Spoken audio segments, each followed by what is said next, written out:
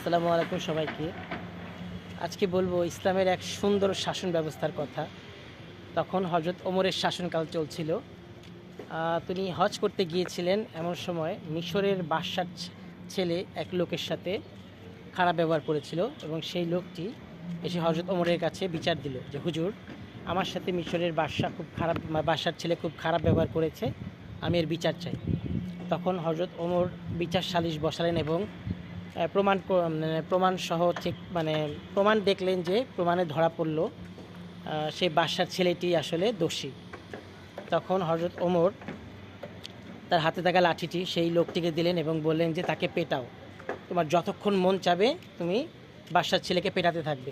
তখন লোকটি লাঠি দিয়ে তার যতক্ষণ তার রাগ মেটানোর সম্ভব রাগ মিটিয়ে লাঠিটি হজরত ওমরকে ফেরত দিতে চাচ্ছিলেন। তখন হজরত ওমর বলল, না, তার বাপকেও পেটাও, কারণ সে যখন এরকম মানুষের সাথে খারাপ ব্যবহার করছিল তার বাপের পাওয়ারে, তখন তার বাপ কেন তাকে শাসন করেনি?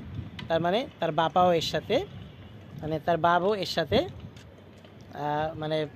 এই তার ছেলের এই কুকর্মের সাথে জড়িত। কারণ সে যদি ছোটোবেলা থেকে তার ছেলেকে শাসন করত, তাহলে তার ছেলে কখনো এরকম মানুষের সাথে খারাপ ব্যবহার করতো না। কারণ সে তো দেখেছে তার বাবা মিশরের বাদশাহ, কাজে সে যার তার সাথে যাইতে ব্যবহার করতে পারবে।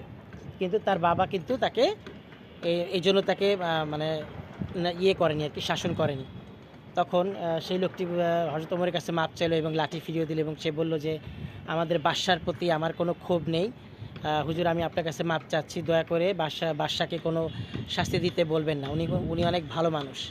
তখন হযরত ওমর বললেন যে হ্যাঁ, সে ভালো মানুষ, কিন্তু সে যখন তার ছেলে প্রথম থেকে এরকম মানুষের সাথে খারাপ ব্যবহার করছিল, অন্যায় বিচার করছিল, তখন থেকে সে কিন্তু তার ছেলেকে শাসন করেনি। কাজেই সে একদম ভালো মানুষ না, তাকেও আগে ইসলামের দৃষ্টিতে বিচার করতে হবে। যেহেতু তুমি তাকে মাফ করে দিয়েছো, তাই আমি মাফ করে দিলাম। যদি মাফ না করতে তাহলে আজকে আমি তার পিঠের খাল উঠিয়ে ফেলতাম। দেখুন কি চমৎকার একটা শাসন ব্যবস্থা ছিল। আর আমাদের দেশ হলে তো আল্লাহ দিলে কী হতো।